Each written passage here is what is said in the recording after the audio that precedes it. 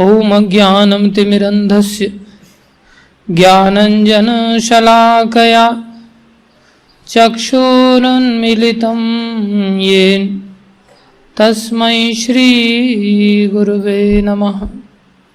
श्रीचैतन्यमनोभीष्टं स्थापितं येन भूतले स्वयं रूप कदा मह्यं ददाति स्वपदान्तिकं। वन्देऽहं श्रीगुरु श्रीयुतापदकमलं श्रीगुरुन् वैष्णवांश्च श्रीरूपं साग्रजातं सहगना रघुनाथान्वितं तं सजीवं साद्वैतं सावधूतं परिजनसहितं कृष्णचैतन्यदेवं श्रीराधाकृष्णपदान् सहगना ललिता श्रीविशाखान्वितांश्च।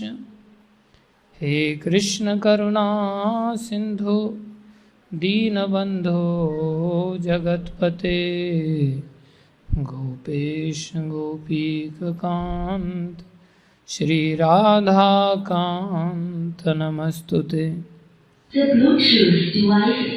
तप्त कांचन गौरंगी राधे वृंदावनेश्वरी वृषभानुसुते देवी प्रणमामि हरिप्रिये। वाञ्छाकल्पतरुभ्यश्च कृपा सिन्धुभ्यैव च पतितानां पावनेभ्यो वैष्णवेभ्यो नमो नमः। जय श्री कृष्ण चैतन्य प्रभु नित्यानंदा श्री अद्वैत गदाधर शिवासादि गौर भक्तवृंदा। हरे कृष्णा कृष्णा कृष्णा हरे हरे, हरे राम राम राम हरे हरे। हरे कृष्णा कृष्णा कृष्णा हरे हरे, हरे राम राम राम हरे हरे। हरे कृष्णा कृष्णा कृष्णा हरे हरे, हरे राम राम राम हरे हरे। गुरुवे गौरचंद्राय राधिकाय तदालये कृष्णाय कृष्णभक्ताय तद्भक्ताय नमो नमः।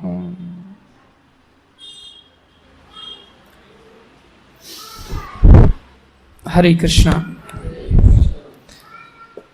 आप सभी भक्तों का, माताओं का, बालकों का हार्दिक अभिनंदन है, स्वागत है, स्वागतम सुस्वागतम। गुरु वैष्णवों की दया से जो कुछ भी थोड़ी देर या ज़्यादा देर कहें, कृपा करके इन बातों को ध्यान से सुनिए।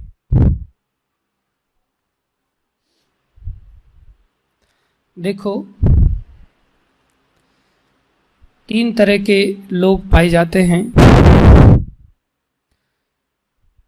कुछ लोग ऐसे होते हैं जो बातों को सुन करके सीख जाते हैं। They are called first class people. दूसरे होते हैं जो देख करके सीखते हैं, और तीसरे होते हैं जो अनुभव करके सीखते हैं। चौथे होते हैं जो सीखते ही नहीं, न वो सुन करके, न वो देख करके, न वो अनुभव करके, वो कहते कुछ भी कर लो हम नहीं सुधरेंगे, उनका झंडा रहता है। लेकिन हम लोग यहाँ बैठे हुए हैं, क्या करने के लिए बैठे हुए हैं? सुनने के लिए बैठे हुए हैं। किस लिए बैठे हैं? सुनने के लिए बैठे। अर्थात अपने आप को हम किस कैटेगरी में समझते हैं? फर्स्ट क्लास कैटेगरी में, कि हम सुन करके सीख जाएंगे। बहुत सारी बातें सुन करके ही सीखते हैं। एक बालक जो दक्षिण भारत में पैदा हुआ हो, वहाँ की भाषाएं बहुत कठिन होती हैं, उन भाषाओं को रिपीट करना भी कठिन होता है, उनके अर्थ निकालना तो और कठिन होता है। दक्षिण भारत के नज़दीक की ओर चले जाओ, वहाँ भी कठिन होता है। हम महाराष्ट्र में पढ़ने के लिए जब गए तो 2 शब्द सीखने में ही हमें 2 महीने लग गए। 2 शब्द थे, इकड़े और तिकड़े। हम लैब में खड़े थे, टीचर कहता है इकड़े ये, हम चुपचाप खड़े हैं, हम आउट ऑफ महाराष्ट्र थे। अरे तुला सांगतो मी तुम्ही इकडे ये। हमने सोचा ये काय इकडे तिकडे काय करतो, तो क्या बोल रहा है, कुछ समझ ही नहीं आ रहा है। ये येड़ा झालाय का, तुम्हाला सांगतो मी तुम्ही इकडे ये। मैं बोला क्या बोल रहा है ये, फिर भी कुछ पल्ले नहीं पड़ रहा था।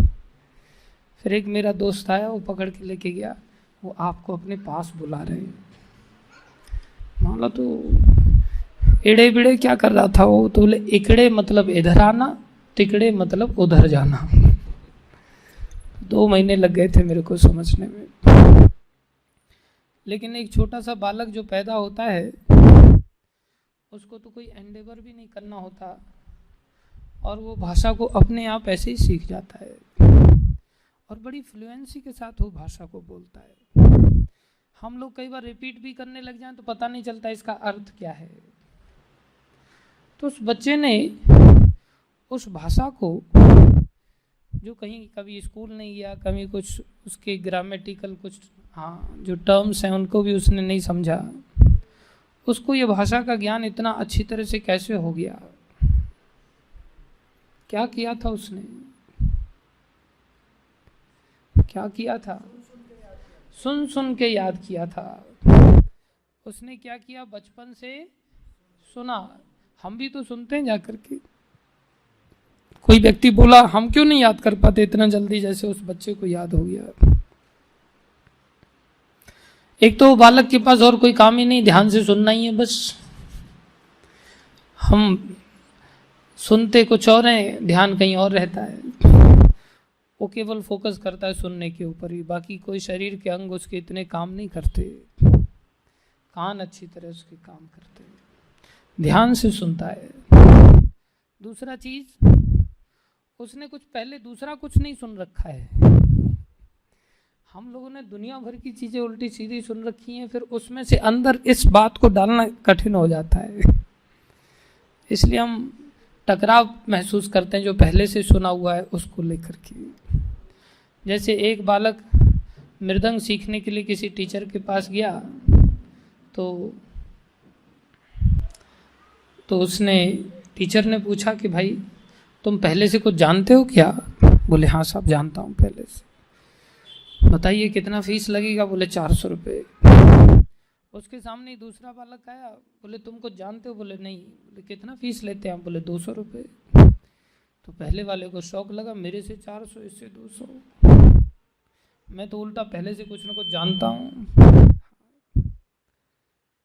तो वो टीचर से पूछने लगा, आप ऐसे क्यों भेदभाव करते? मेरे से 400 ले रहे हैं, उससे 200 रुपये ले रहे हैं। बोले उससे 200 इसलिए ले रहे हैं कि वो पहले से कुछ जानता नहीं है। तो फिर मैं तो पहले से ही जानता हूँ, मेरे से क्यों ले रहे हैं? बोले इसलिए ले रहे हैं कि पहले भुलाना पड़ेगा तुम्हें जो जानते हो, ज़्यादा मेहनत लगेगी, ये बीमारी है तुम पहले से जानते हो। आज मैं देख रहा था कि हमारे यहाँ पर कुछ फॉरेनर डिप्यूटीज आए हुए हैं, रशिया से, यूक्रेन से, बाकी जगह से। तो उनको जस्ट मैसेज डाला था कि 2:30 से कीर्तन चालू करना है। मैं बैठा था, एग्जैक्ट 2:30 से कीर्तन स्टार्ट हो गया और 2:30 से लेकर के अभी 4:45 बजे, 5:30, 5:45 होने जा रहे हैं, तब से कंटिन्यूअस कीर्तन चल रहा है, कंटिन्यूअस डांस कर रहे हैं, खूब मृदंग बजा रहे हैं, नाच रहे हैं, गा रहे हैं। और यही बात अगर हम अपने इंडियन भक्तों को अगर कह देते तो सबसे कोई आया ही नहीं अभी तक, तो बोले किसके लिए गाना, मतलब गाना भगवान के लिए गाना होता है या फिर लोगों के लिए गाना होता है। बोले कोई आया ही नहीं तो किस लिए गाना, गाएंगे जाएंगे जाएंगे जाएंगे, बहुत कठिन हो जाता है। ऐसा क्यों? क्योंकि हम भारतीय हैं, पहले से ही बहुत कुछ सुन रखा है। उन विदेशियों ने बहुत कुछ सुन रखा नहीं था, इसलिए उनको जो बोला गया वो बात उनको बहुत अच्छी तरह से समझ में आ गई। भारतीयों को जब समझाने के लिए जाते हैं तो लोग कहते अरे ऐसा नहीं ऐसा है, ऐसा नहीं ऐसा है। वो अब बोले आपसे अच्छा तो मैं ही बोल लेता हूँ, मौका नहीं मिलता मेरे को बैठने का कभी। तो व्यक्ति आसानी से स्वीकार नहीं कर पाता। इस कारण से हम उस कैटेगरी में नहीं आ पाते। हालांकि भारत में जन्म लेना सहज नहीं है, भारत में जन्म लेने वालों को बड़ा महान बताया गया है। चैतन्य महाप्रभु ने चैतन्य चरितामृत में कहा, जगदीश प्रभु, भारत भूमि ते जन्म होइलो जार। हरे कृष्ण।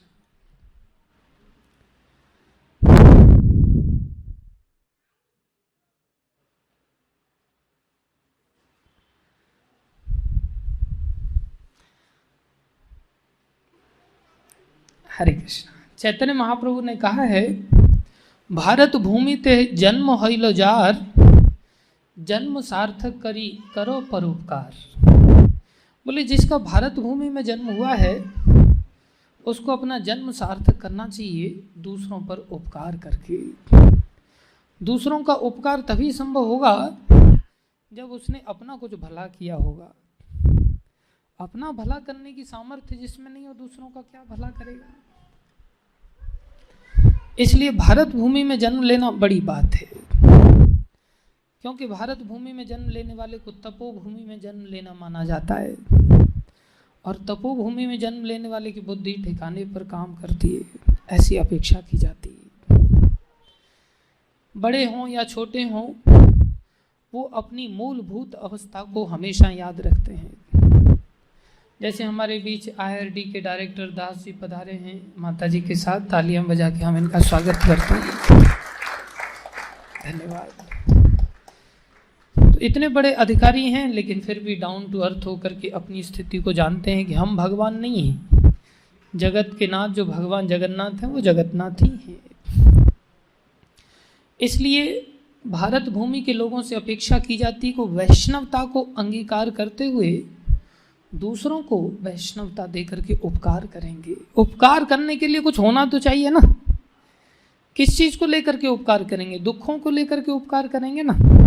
जब हम ही अपने दुखों में रो रहे हैं तो फिर दूसरे के दुख को लेकर के उपकार कैसे कर पाएंगे? हम तो उपकार की अपेक्षा रखेंगे।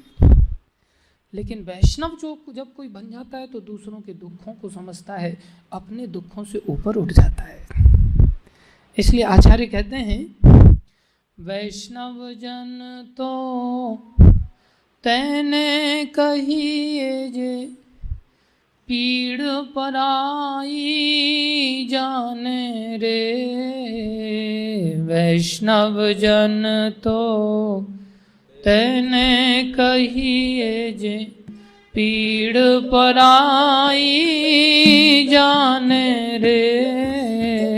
वैष्णव जन तो तैने कहिए जे, पीड़ पराई जाने रे। वैष्णव तैने कहिए जे, पीड़ पराई जाने रे।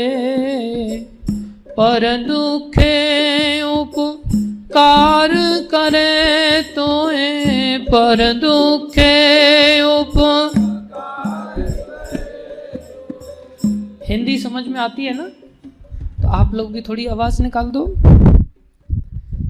पर दुखे उपकार करे तोए, पर दुखे मन अभिमान न आने रे, मन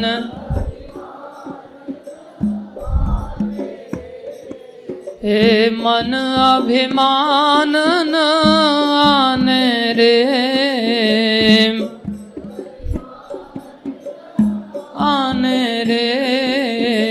वैष्णव जन तो तेने कहिए जे, वैष्णव जन तो तेने कहिए जे, पीड़ पराई जाने रे, पीड़ पराई जाने रे।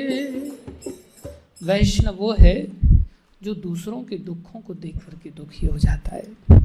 जब दुखी होगा तो क्या करेगा? पर उपकार, दूसरों पर उपकार करता है।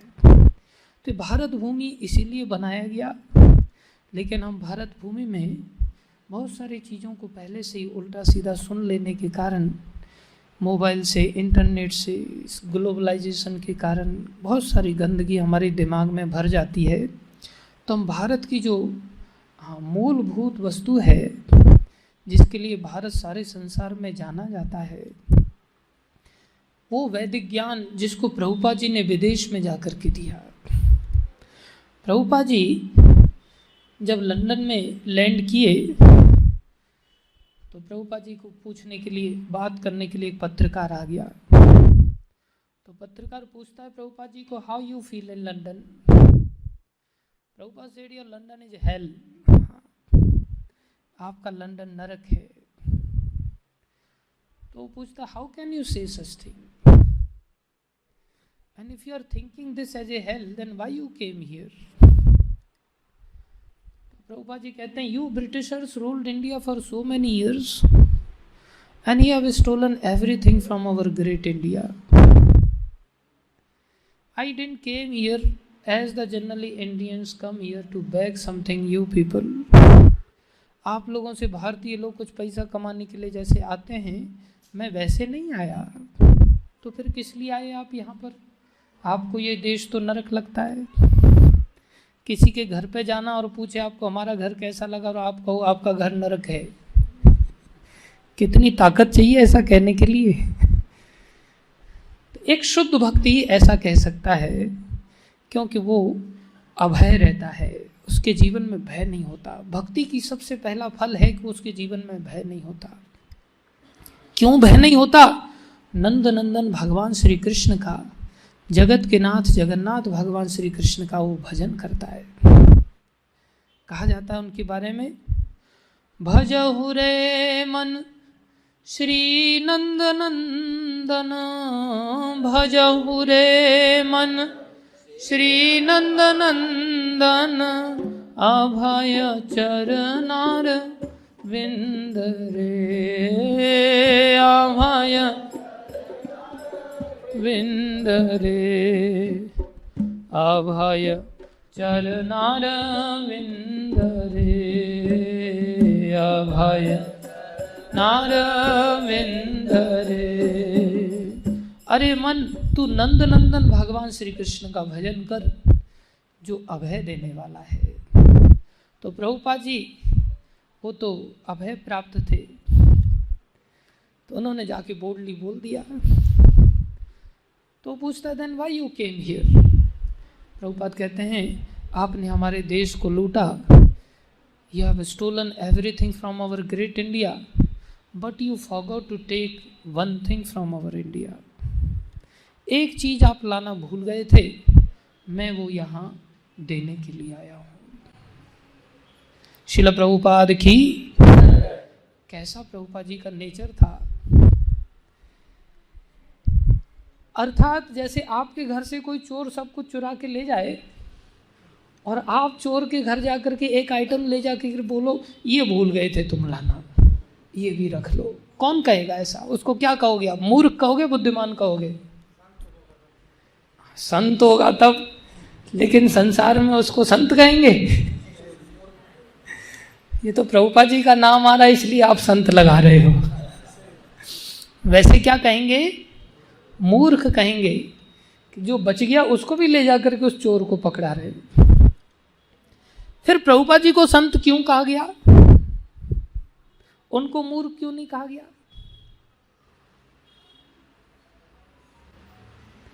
क्योंकि जो चोरी करने के लिए आए थे, जो चुरा करके ले गए, बहुत सारी चीजें ले गए, लेकिन सब कुछ ले जाने के पश्चात भी प्रभुपाद जी के पास एक ऐसी चीज थी जो सब कुछ छिन जाने के बाद भी उनको ऐसा नहीं लगा कि मेरे पास से कुछ चला गया है। उनको ऐसी पूर्णता का अनुभव था कि वो सोच रहे थे अभी भी मेरे पास तो कुछ नहीं गया, लेकिन इतना सब ले जाने के बाद उसका पेट अभी भी नहीं भरा होगा, तो मेरे पास ऐसा क्या है जो वो ले जाने के लिए आया था फिर भी लेके जा नहीं पाया, और बेचारा फिर भी चोरी करने के पश्चात भी अशांत है, शांति नहीं प्राप्त हुई। सोच रहा था इतना सब चुरा के शांत हो जाऊंगा, तो चलो मैं ये चीज उसको ले जा करके दे देता हूं। वो क्या चीज थी? वो था भारतीय वैदिक संस्कृति। हाँ, वो क्या चीज थी? भारतीय वैदिक संस्कृति। वो भारतीय वैदिक संस्कृति थी। ये ऐसी संस्कृति थी जो अंदर से व्यक्ति को परिपूर्ण करती है। अनेकों भक्तों ने ऐसी संस्कृति को पाया। जैसे मीराबाई के पास ऐसी वस्तु थी। पायो जी मैंने नाम रतन धन पायो, पायो जी मैंने नाम रतन धन पायो। ये कैसा रतन है? चोर न लेवे खर्चन खूटे, चोर न लेवे खर्चन खूटे, दिन दिन बढ़त सवायो, दिन दिन बढ़त सवा। पायो जी मैं तो नाम रतन धन पायो, पायो जी मैं तो नाम रतन धन पायो। प्रभुपाद जी ने वो इंडियन वैदिक कल्चर उनको दिया जो वो चुरा नहीं सकते थे। ये कल्चर तो ऐसा है कि जब वैष्णवों से दिया जाता है तो ही प्राप्त कोई कर सकता है। और इसलिए प्रभुपाद जी संत कहलाए कि उनको देने के पश्चात वो लोग भी संतुष्ट हो गए। जब वो अंग्रेज भारत में आए थे तो उन्होंने सोचा ये जगन्नाथ, बलदेव, सुभद्रा, ये 3 लकड़ी के ऐसे विग्रह हैं जो जगन्नाथपुरी में विराजमान हैं। बिना एडवर्टाइजमेंट के, बिना होर्डिंग्स के, बिना इनविटेशन के करोड़ों की तादाद में लोग यहाँ पहुँच जाते और इनको लेकर की यात्राएं निकालते। ये कैसा पागलपन है, इसको बंद कराया जाए।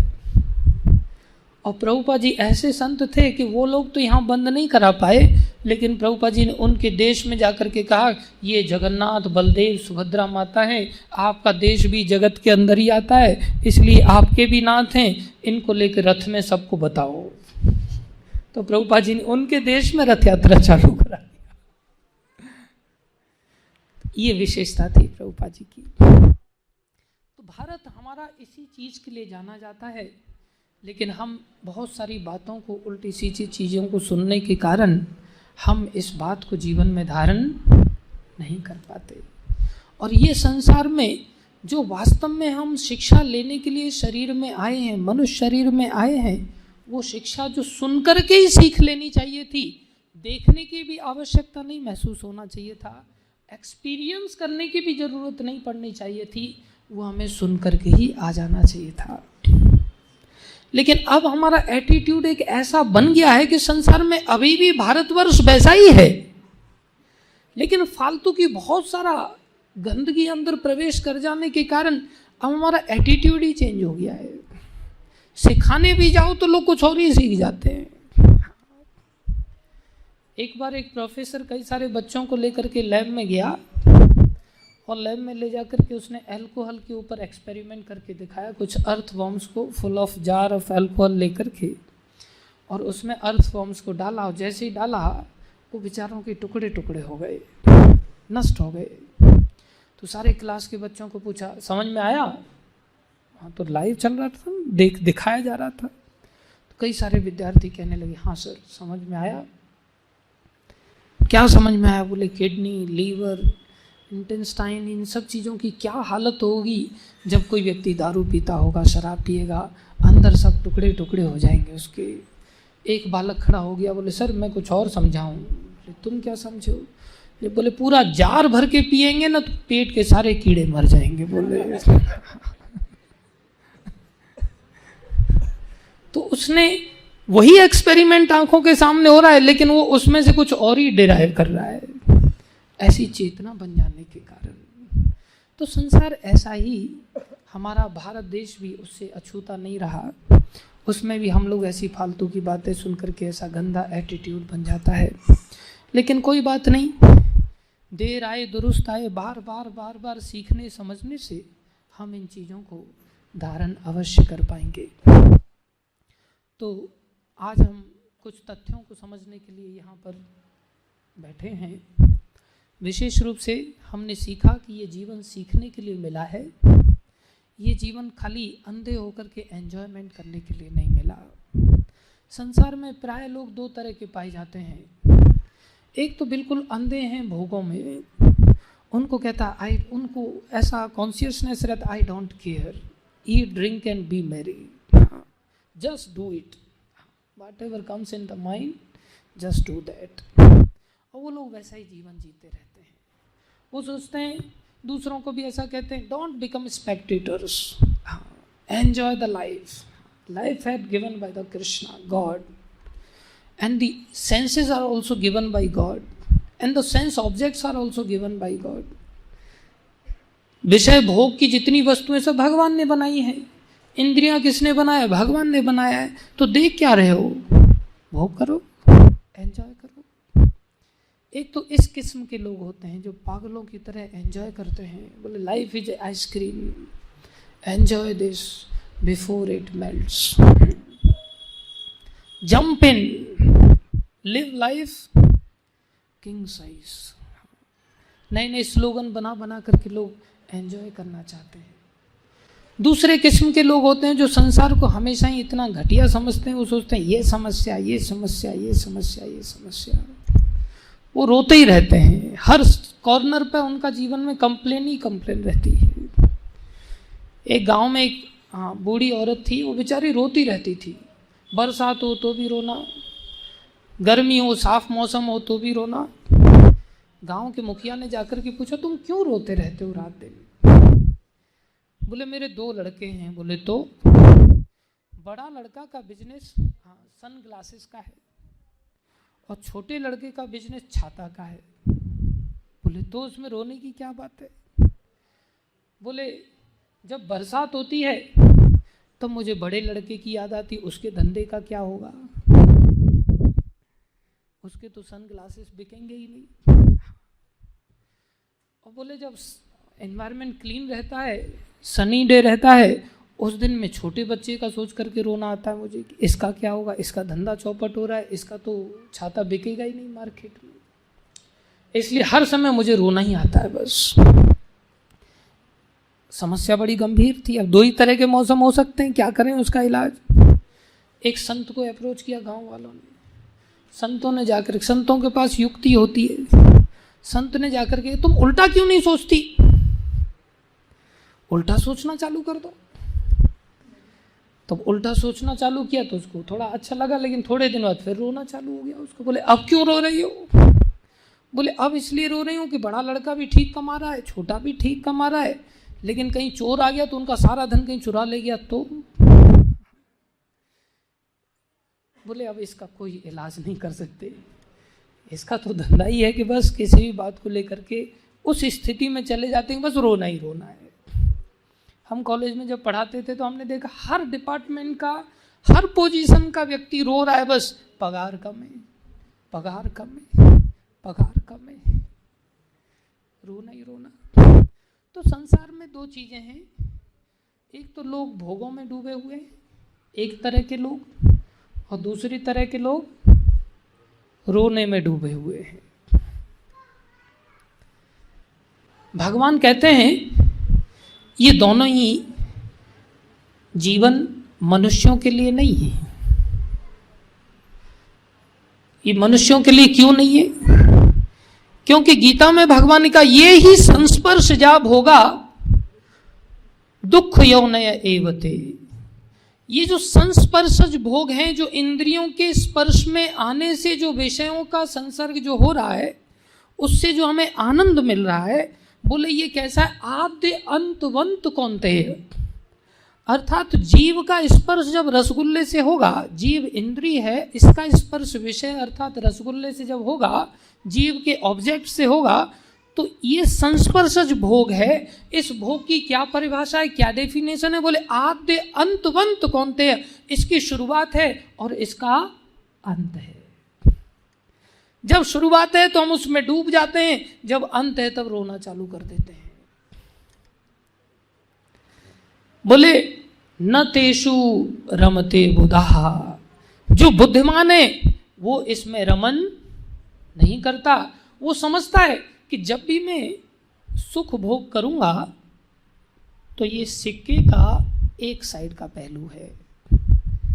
जब भी आप सिक्का उठाएंगे तो ऐसा नहीं कि आपके पास केवल हेड ही हेड आएगा, टेल नहीं आएगा। हेड के साथ दूसरी साइड ही कौन सी है? टेल। अर्थात जब भी संसार में आपको सुख मिलेगा, उसके पीछे पीछे दुख तो आना ही है, और जब भी आपके जीवन में दुख आएगा, उसके पीछे पीछे सुख भी आना है। इसलिए बुद्धिमान व्यक्ति इस सुख दुख के डिलेमा में फंसता नहीं है। वो संसार में रमण नहीं करता, तो क्या करता है? वो संसार से कुछ सीखता है। क्या करता है? सीखता है। ये जो भौतिक संसार जिसमें धरती लोक पर हम विराजमान हैं, हमारे पास ये बहुत बड़ी अपॉर्चुनिटी है सीखने की। So this material world is not to live, this material world is mean to learn actually. If you will go to the higher planetary system in Swargaloka like that, then there are lot of enjoyment,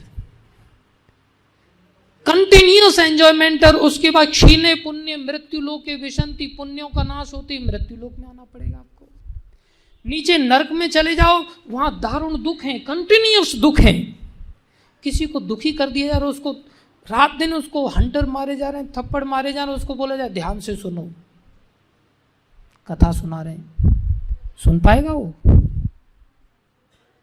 और किसी के सामने दुनिया भर के item रखे हुए बढ़िया बढ़िया एंजॉय करने के लिए, उसको बोला है इधर ध्यान दे, वो रबड़ी को छोड़ के आपकी ओर ध्यान देगा?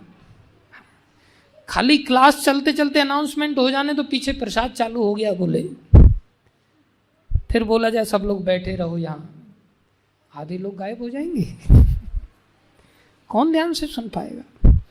इसलिए स्वर्ग लोक में भी हम नहीं सीख सकते, नीचे भी नहीं सीख सकते। केवल यही एक ऐसा सुंदर स्थान है जहां थोड़ा कष्ट भी होता है और थोड़ा सुख भी होता है। इतना सुख भी नहीं होता कि हम उसमें डूब जाएं, और इतना दुख भी नहीं होता कि हम उसमें डूब जाएं। हमें बीच में ऐसी अपॉर्चुनिटी निकाल करके एक मौका मिलता है जहां जाकर के हम कुछ बातों को चाहें तो क्या कर सकते हैं? सीख सकते हैं। तो आज हम इस मनुष्य शरीर को लेकर के एक विशेष सिद्धांत सीखने जा रहे हैं। आप सभी से मेरा हाथ जोड़ करके निवेदन है, इन बातों को बहुत ध्यान से सीखिएगा। ऐसा सीख के जाना कि दोबारा में कभी ये बताना ही ना पड़े, हमेशा के लिए दिमाग में बैठ जाए। तो सुन करके भी सीखते हैं और देख करके भी सीखते हैं।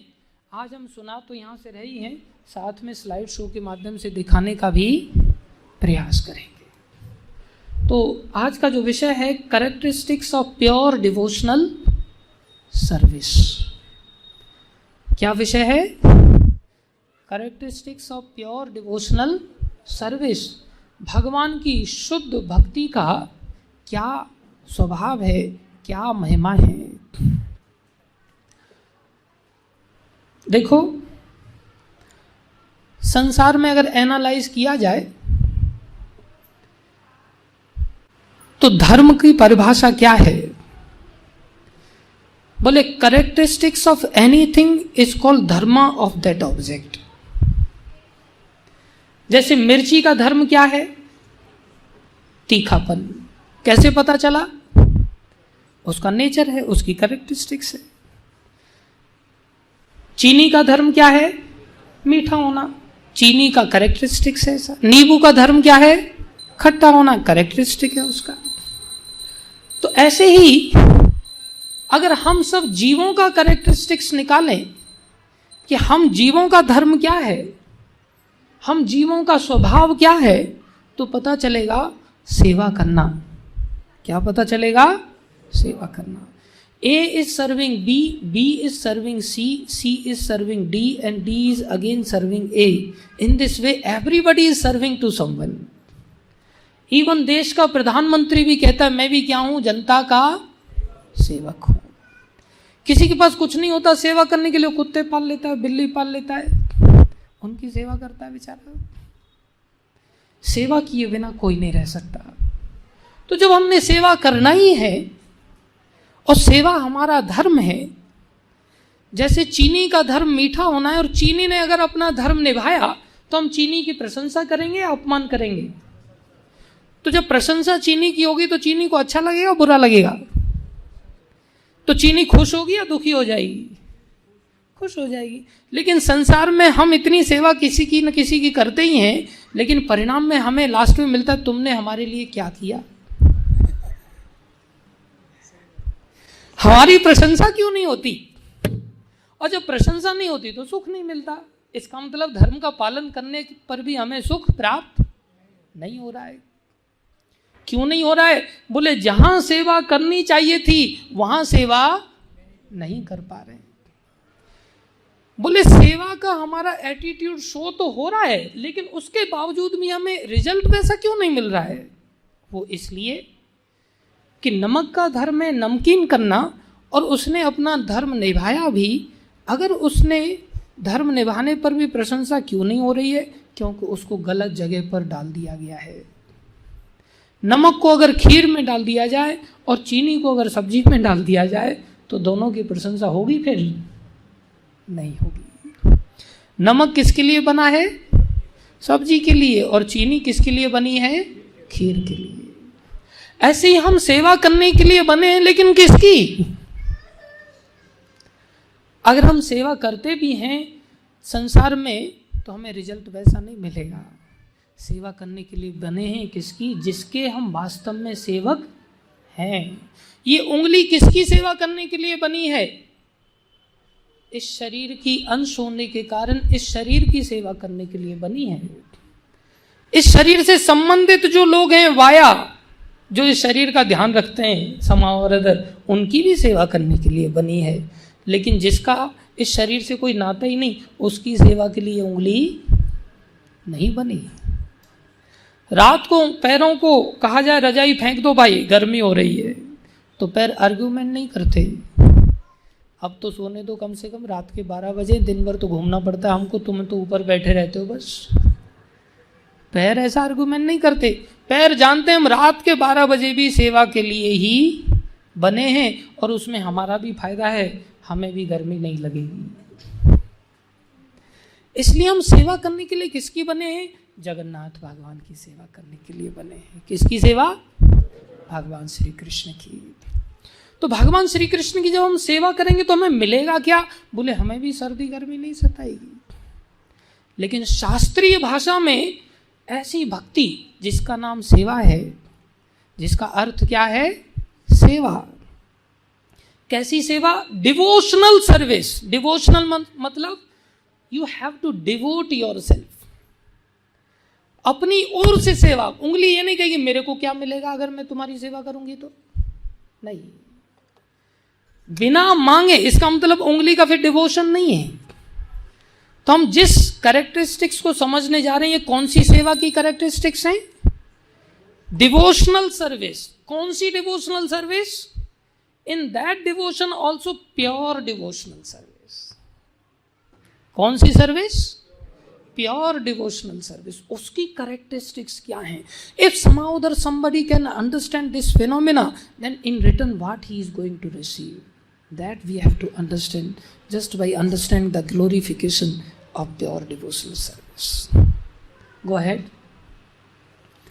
ये भक्ति रसामृत सिंधु का श्लोक है, आप सभी दोहराएंगे इसको। क्लेश अग्नि शुभदा मोक्ष लघुता कृत सुदुर्लभा सांद्रानंद विशेषात्मा श्री कृष्ण आकर्षणी च सा। क्या कह रहे हैं? इसमें 6 लक्षण बताए हैं। भक्ति कैसी है? बोले भक्ति के द्वारा क्या प्राप्त होता है? भगवान की शुद्ध भक्ति के द्वारा क्या प्राप्त होता है? बोले 6 चीजें प्राप्त होती हैं। ये भक्ति कितनी चीजें देने वाली है? 6। The unique characteristic of bhakti is its ability to destroy suffering, its bestowal of auspiciousness, its disregard of for liberation, its rarity of attainment, and its manifestation of concentrated bliss, and its ability to attract Krishna. इसकी कौन कौन सी abilities हैं? इनमें से कुछ पर आज हम चर्चा करने जा रहे हैं। Go ahead. The idea is that devotional service to the Lord is the only method of cleansing the heart for good, whereas other methods may be superficially good for the time being. There is a risk of becoming muddy again due to agitation of the mind. Prabhupada ji कहते हैं ये शुद्ध भक्ति ही ऐसा मार्ग है जो हमारे हृदय को पूरी तरह से शुद्ध करने की क्षमता रखती है।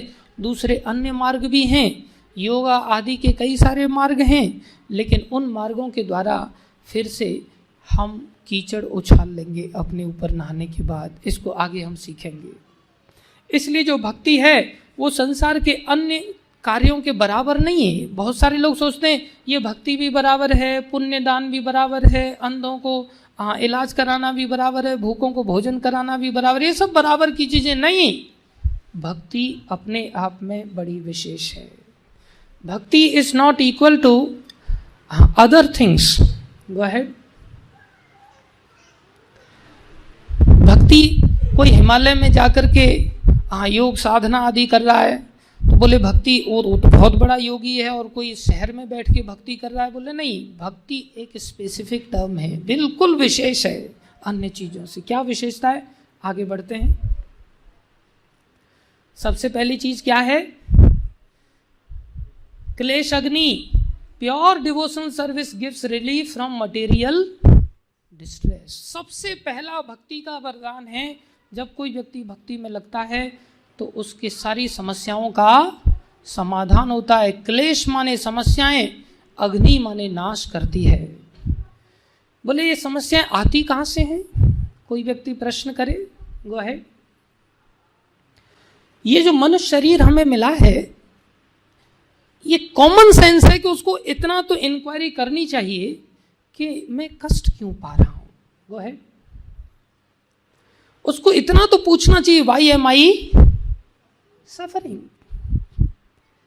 कुत्ता बिल्ली बेचारे भटकते रहते हैं, वो अपना इलाज आदि कुछ नहीं करा सकते, पशु पक्षी जानवर आदि, लेकिन हम कुछ कर सकते हैं। तो जो मनुष्य शरीर प्राप्त है ये किस चीज को जानने के लिए मिला है? सबसे पहला प्रश्न, हम भक्ति को तो बाद में जानेंगे भक्ति क्या चीज है, लेकिन ये तो समझें कि हम कष्ट क्यों पा रहे हैं। छोटे से बच्चे से लेकर के बड़े तक सब दुखी हैं संसार में। तो कष्ट का कारण क्या है? कष्ट के कारण यहां बताए गए हैं। कष्ट का कारण है पाप।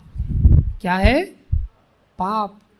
That is called sinful act. और पाप का मूल है वासना, जिसको बीजम कहते हैं, जिसको मटेरियल डिजायर्स कहते हैं, और उसका मूल है अविद्या, इग्नोरेंस। जब कोई व्यक्ति अज्ञानता में आ जाता है तो वहां से उसकी भौतिक इच्छाएं उत्पन्न हो जाती हैं। अज्ञानता क्या है? अज्ञानता उसको कहते हैं सत्य को असत्य मानना, असत्य को सत्य मानना, जो दुखदायक है उसको सुखदायक मानना और सुखदायक है उसको दुखदायक मान लेना, उसको क्या कहते हैं? अविद्या।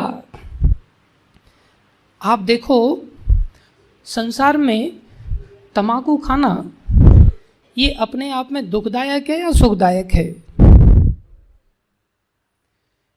पहली बार किसी भी व्यक्ति को आप तंबाकू खिलाओ और चक्कर खा के ना गिर जाए तो आप मेरे पास ले आना। पहली बार किसी को बीड़ी पिलाओ और उसको बीड़ी से दुख ना मिले तो हमारे पास ले आना। पहली बार किसी को दारू पिलाओ और उसको दारू से अगर स्मेल ना आए, दुर्गंध ना आए और उसको बुरा ना लगे, हमारे पास ले आना उसको। तो पहली बार ये सब चीजें क्या दे रही हैं? कष्ट दे रही हैं। लेकिन थोड़े ही समय में ये इतनी अच्छी क्यों लगती हैं कि आदमी मुंह से ही धुआं नहीं निकालता, नाक से भी निकालता है, और उसको इतना सुख मिलता है, उसको इतना सुख मिलता है उसमें कि उसको लगे तो रोटी मत दो, बस दिन भर तंबाकू दे दो उसको। हम एक ट्रेन से जा रहे थे, हर मिनट पे एक व्यक्ति, उसका होठ बिल्कुल काले होकर के इतने सूज गए, फिर भी हर मिनट पे बीड़ी फूक रहा है, हर मिनट पे बीड़ी फूक रहा है। हम परेशान हो गए। साथ में बैठे वाला व्यक्ति जब दुखी हो रहा है तो वो वस्तु अपने आप में कितनी दुखदायक होगी। हम दुखी हो गए उसके पास कि भैया क्यों तुम बीड़ी इतनी पी करके हमें परेशान कर रहे हो, तुरंत उसने फेंक दिया। हम सोचे सुधर गया होगा अब ये, जैसे ही सीट पे आए इतनी देर में जला लिया उसने। He was the chain smoker. हम फिर वापस गए, बोले रहा नहीं जाता।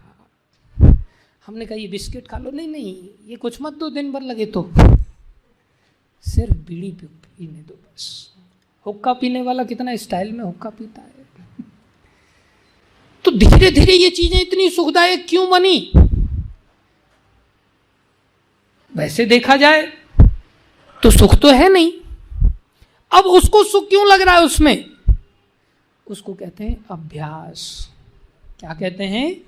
अभ्यास। जब गलत चीज का बार बार बार बार अभ्यास होता है, गलत लोगों की संगति बार बार बार बार होती चली जाती है, वही चीजें हमें कैसी लगने लग जाती हैं? अच्छी लगने लग जाती है। और फिर वो दुख क्या लगता है हमको? सुख नजर आने लगता है। इसी को क्या कहते हैं? विद्या या अविद्या? अविद्या। बोले अविद्या है, उसने अब सुख को दुख मान लिया है और दुख को सुख मान लिया है। उसको बोलो भैया तुम ये बढ़िया आइटम खाओ, भगवान को भोग लगाओ, अरे ये तो घास फूस है, हम प्रोटीन खाते हैं, हम संसार में सब बोले मिलावट की चीज़ें आप लोग खाते हो, हम तो प्योर मांस खाते हैं जो प्योर मिलता है, बाकी सब तो मिलावट वाला मिलता है। कैसी बुद्धि खराब हो गई उसकी बताओ। इसलिए अविद्या से क्या आया? भौतिक इच्छाएं। अविद्या से क्या आया? भौतिक इच्छाएं। अगर अविद्या ना हो तो इस भौतिक इच्छाएं नहीं आएंगी। भौतिक मतलब ये संसार को भगवान ने क्या कहा है? माम उपेत्य पुनर्जन्म दुखालयम अशाश्वतम। ये संसार दुख का आलय है, यहाँ आपको दुख ही मिलेगा। विद्या के आलय में विद्या मिलती है, मदिरा के आलय में मदिरा मिलती है, दुख के आलय में क्या मिलेगा? दुख। But because of your long association with this material world, now you are forgetful about that spiritual world, and that's why you are so merged in this consciousness. These painful situations are looking to you as enjoyable situations. This is your foolishness. आप पागल हो गए। तो अविद्या से क्या पैदा हुई? Material desires. अब हुक्का चाहिए, अब तम्बाकू चाहिए, अब बीड़ी चाहिए, शराब चाहिए, व्यभिचार चाहिए, गाली गलौज चाहिए, हाँ, लोभ बढ़ जाता है, काम बढ़ जाता है, क्रोध बढ़ जाता है, ये सब दुर्गुण अंदर आ जाती है। ये भौतिक इच्छाएं हैं। इससे परे स्पिरिचुअल वर्ल्ड है। अगर हम विद्या में होंगे तो कौन सी इच्छाएं होंगी? Spiritual desires. समझ में आया? जब हमारे अंदर मटेरियल डिजायर्स आती हैं तो उसके कारण क्या करते हैं? फिर हम सिंफुल एक्ट्स, पाप कर्म कहलाते हैं। और पाप कर्म का परिणाम क्या होता है? सफरिंग। क्या होता है? कष्ट मिलते हैं। तो कष्ट क्यों मिल रहे हैं हमें? कोई सोचता पड़ोसी ने हमारे ऊपर कुछ जादू टोना कर दिया है, कोई भूत अंदर घुस गया है, या कुछ ऐसा हो गया वैसा हो गया। नहीं, ये फिनोमेना है कष्ट पाने का। Go ahead. ये कष्ट भी कितने प्रकार के होते हैं? There are different kinds of sufferings. एक कष्ट होते हैं जो बहुत छोटे होते हैं, उसके पास गाड़ी आ गई, हमारे पास गाड़ी नहीं है, ये भी एक कष्ट है। ये कष्ट रिलेटिव कष्ट है। कौन सा कष्ट है? रिलेटिव कष्ट है। उसके पास इतना पैसा, हमारे पास कम पैसा है। उसके पास इतना बड़ा मकान है, हमारे पास मकान नहीं है। उसकी औलाद हो गई, हमारे औलाद नहीं हुई। उसकी शादी हो गई, हमारी शादी नहीं हुई। ये कैसे कष्ट हैं? Relative. There are real problems of our life. Real problems क्या हैं? रियल प्रॉब्लम्स हैं birth, death, old age and disease. These are the real problems of life. अब रियल समस्याओं के लिए समाधान कैसा होना चाहिए? पैचअप या स्टॉप गैप या रियल समाधान? कैसा समाधान होना चाहिए? रियल समाधान। अब ओल्ड एज क्या है? कैसी समस्या है ओल्ड एज? रियल या रिलेटिव? रियल। इसका रियल समाधान क्या है? गोदरेज हेयर डाई लाओ, काटो घोलो और सफेद बाल काले बना लो। ये रियल समाधान है? ये पैचअप सॉल्यूशन है, ये रियल समाधान नहीं है। Whole cosmic industry is flourishing day by day like anything because of fear of this old age. कोई एवर यूथ लगा रहा है, कोई फेयर एंड लवली लगा रहा है, कोई फेयर एंड हैंडसम लगा रहा है, कोई फेस लिफ्टिंग करा रहा है, कोई गर्दन लिफ्टिंग करा रहा है, कोई कुछ लिफ्टिंग करा रहा है। लेकिन कोई बुढ़ापे से आज तक अपने आप को बचा पाया? नहीं बचा पाया।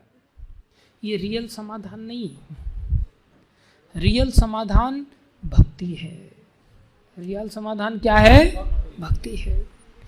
इसलिए इन चारों समस्याओं का समाधान, उसके साथ साथ और समस्याएं, आधी आत्मिक क्लेश, आधी भौतिक क्लेश, आधी दैविक क्लेश। आधी आत्मिक हमारे ही शरीर और हमारे ही मन से मिलते हैं, आधी भौतिक जो दूसरे जीवों से मिलते हैं, आधी दैविक जो देवताओं द्वारा दिए जाते हैं। Go ahead. This is called death. Corona काल में सबने देखा होगा डेथ कैसा होता है। घर के लोग भी पहचानने से इनकार कर देते हैं। कितनी बड़ी समस्या है। Go ahead. This is old age. हाँ, एक छोटी सी सीढ़ी चढ़ना भी तीसरी टांग के साथ, लकड़ी के साथ, राम हे परमात्मा, हे कृष्णा, हे चढ़ा दे, एक सीढ़ी चढ़ना भी कठिन हो जाता है। इतना कष्ट देता है बुढ़ापा। Go ahead. We have so many diseases. 40,000 से ज़्यादा डिजीजेस हैं आज मार्केट में, और 14,000 डिजीजेस का मात्र जानकारी है। कैसे संसार में समाधान मिलेगा? आगे बढ़ो। Then there is birth. Birth is very painful situation, very painful experience we all have gone through. बहुत कष्टकारक होता है शरीर में जन्म लेना। आगे बढ़ो। आधी आत्मिक क्लेश, miseries caused by one's own mind and body. Go ahead. आधी भौतिक क्लेश, miseries caused by other living beings. Go ahead. आधी दैविक क्लेश, मिजरीज कॉज्ड बाय नेचर। बहुत अधिक गर्मी होना, बहुत सर्दी होना, भूकंप आना, बाढ़ आना, ये सब कष्ट हैं इस संसार में हमें भोगने पड़ते हैं। हमको पता ही नहीं कि क्लेश होते भी हैं या नहीं होते हैं। ये इतने प्रकार के कष्ट हैं जिनसे कोई बच नहीं सकता। किसी के पास कोई दूसरा उपाय हैं भी तो केवल पागल बनाने वाले, वास्तविक उपाय किसी के पास नहीं है। Go ahead. बोले ये सारे कष्टों का समाधान प्राप्त हो सकता है। आगे बढ़ो। अगर हम अपने आप को भक्ति में लगा दें, और अगर नहीं लगाएंगे, पीछे चलो। हाँ, तो क्या होगा, कर्म का नियम है every action there is an equal and opposite reaction, it's a Newton's law. Each and every action as equal and opposite. हमारे जीवन में आने ही वाला है कर्म की प्रतिक्रिया। कैसे आती है, गो अहेड। ये कैसे हमारे जीवन में रिएक्शंस आते हैं, शुरुआत में तो लगते नहीं। जैसे छोटे बच्चे होते हैं, कई बार अंगूठा पीते रहते, बाद में रिएक्शन मैनिफेस्ट होता है, पता चलता है अंगूठा सफ़ेद कैसे हो गया, चमड़ी सारी गल कैसे गई। ऐसे ये बालक हर समय लगा के रखता है, उसका होठ ही गल गया, बाद में सामने आता है। ऐसे ही नीचे कोई चोरी करके ले जा रहा है, बाद में उसके सामने जब पकड़ा जाता है तब पता चलता है। निश्चित आते हैं परिणाम। कैसे मैनिफेस्ट होते हैं, कैसे कोई व्यक्ति लगता है, इसको समझना होगा। Go ahead. Yes, sinful acts causes suffering, how it is going to manifest, ये हमारे जीवन में प्राप्त कैसे होता है, इसका ये सिद्धांत है। जो हम पाप करते हैं, ये दो तरह से फल बनता है, एक प्रारब्ध बनता है और एक अप्रारब्ध बनता है। एक मैनिफेस्ट होता है, एक अनमैनिफेस्ट फॉर्म में रहता है। हमने जैसे कोई गलत काम किया, पाप किया, ये ऐसे ही, जैसे उदाहरण के लिए किसी ने कहीं काम करके 50,000 रुपये महीने का कमाया, तो उस 50,000 में से कुछ हिस्सा हम डेली यूज में लाएंगे और कुछ हिस्सा हम सेविंग में डाल देंगे। समझ में आया? जो खुले पैसे हैं वो हम पॉकेट में रखेंगे और जो बड़े नोट हैं उनको पंच करके लिफाफे में डाल देंगे। करते हैं ना ऐसा? ऐसे ही हम जब पाप कर्म करते हैं तो कुछ पाप कर्म उसके इंस्टेंट परिणाम आ जाते हैं और कुछ पाप कर्मों के परिणाम लिफाफे में चले जाते हैं, वो बाद में निकालेंगे हम, समय आने पर पक करके आएंगे। तो जो अभी मिलते हैं उसको प्रारब्ध कहते हैं और जो बाद में मिलने वाले हैं उनको अप्रारब्ध कहते हैं। जो अप्रारब्ध होते हैं ये क्या होते हैं, आगे चल के दो रूपों में बढ़ जाते हैं। कौन कौन से?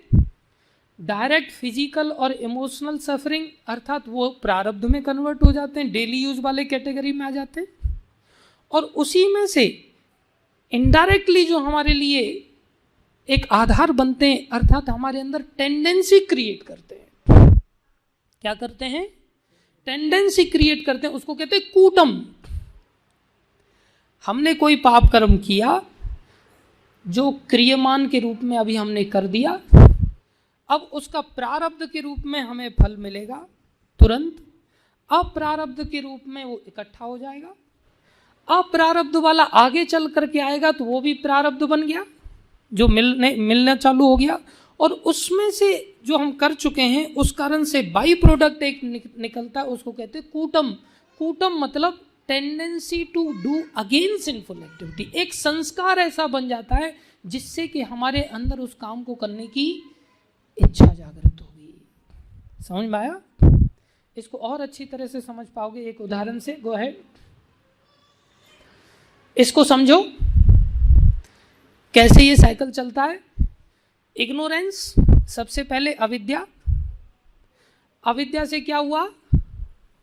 सिंफुल डिजायर्स, मटेरियल डिजायर्स पैदा हुई जो बीज का रूप में काम कर रही थी, और वही जिसको वासना भी कहते हैं, इच्छा भी कहते हैं। बीज हम क्या बना? पाप बनता है। क्रिया में जब बीज आ जाता है तो क्या बन गया? पाप। वही पाप दो तरह से परिणाम में आता है, एक अनमैनिफेस्ट रिएक्शन अर्थात अप्रारब्ध। अप्रारब्ध क्या बनता है आगे चल के? एक सेक्शन प्रारब्ध बनता है और आगे हमें कष्ट के रूप में प्राप्त होता है, और अप्रारब्ध का ही एक हिस्सा कूटम बन करके सिंफुल डिजायर्स के लिए हमें इम्पेल करता है, फिर से इच्छाओं को उठाने का रास्ता तैयार करता है। उदाहरण से समझो, आगे बढ़ो। यहां देखो, ये व्यक्ति क्या सोच रहा है? सबसे पहले, should I steel this money? क्या सोच रहा है? मुझे पैसा चुराना चाहिए कि नहीं चुराना चाहिए? चुराना चाहिए, नहीं चुराना चाहिए? ऐसे मन में आएगा और जाएगा, आएगा और जाएगा। अर्थात जो ऐसा सोचना है, अभी उसने प्लान नहीं बनाया, अभी वो मात्र सोच रहा है, उसके दिमाग में बार बार ब्लिंक कर रही है ये बात, चोरी करूं नहीं करूं, चोरी करूं नहीं करूं। ये है कूटम। ये क्या है? कूटम। और फिर वो क्या सोचता है? I will still this money on 1/1/2022, मैं इसको इस तारीख में चुराऊंगा। ये क्या हो गया? पक्का डिजायर हो गया। ये क्या हो गया? पक्का डिजायर हो गया। अब एक कूटम था, टेंडेंसी थी, अब ये बीज बन के नीचे पड़ गया। आपने जैसे क्या कर लिया? पक्की इच्छा के साथ, प्लानिंग के साथ इच्छा कर ली, तो क्या बन गया? आपका बीज बन गया। और फिर आपने क्या किया? उसको चुरा लिया। तो चुरा लिया तो उसके क्या परिणाम हुए? एक तो प्रारब्ध के रूप में आप जेल में चले गए। क्या हुआ? आपने जब उसको चुराया तो वो अप्रारब्ध बन गया। अप्रारब्ध का जब परिणाम आया तो क्या बन गया? प्रारब्ध। और करने के कारण आपके अंदर जो संस्कार बना वो कूटम में चला जाएगा ऊपर। वो आपके अंदर और प्रबल टेंडेंसी क्रिएट कर देगा। इसलिए संस्कार से संस्कार बनते चले जाते हैं और वो इच्छाएं पैदा करते हैं। इच्छाएं से कर्म बन जाता है। कर्म का परिणाम रिएक्शन में आता है। रिएक्शन दो प्रकार का आएगा, प्रारब्ध और अप्रारब्ध। समझ में आया? Go ahead. देखो यहां पर कोई भोग वृत्ति को लेकर के चल रहा है। Should I enjoy this lady? This intention comes because of कूटम। और फिर उसने सोच लिया I will enjoy this lady in this way. फिर उसके बाद वो क्रिया में लग जाएगा। उसको कहते हैं अनमैनिफेस्ट रिएक्शन। अभी रिएक्शन आया नहीं है, इसलिए सोच रहा आई डोंट केयर, मैं चाहे ये करूं, मैं चाहे वो करूं, मेरी मर्जी, तुम्हारी मर्जी नहीं चलेगी। उसका रिजल्ट अवश्य आएगा और फिर वो मैनिफेस्ट होगा रिएक्शन के रूप में। तो क्या कहलाएगा? प्रारब्ध कहलाएगा। This is the root cause of our so called suffering in which we are always suffering. आगे बढ़ो।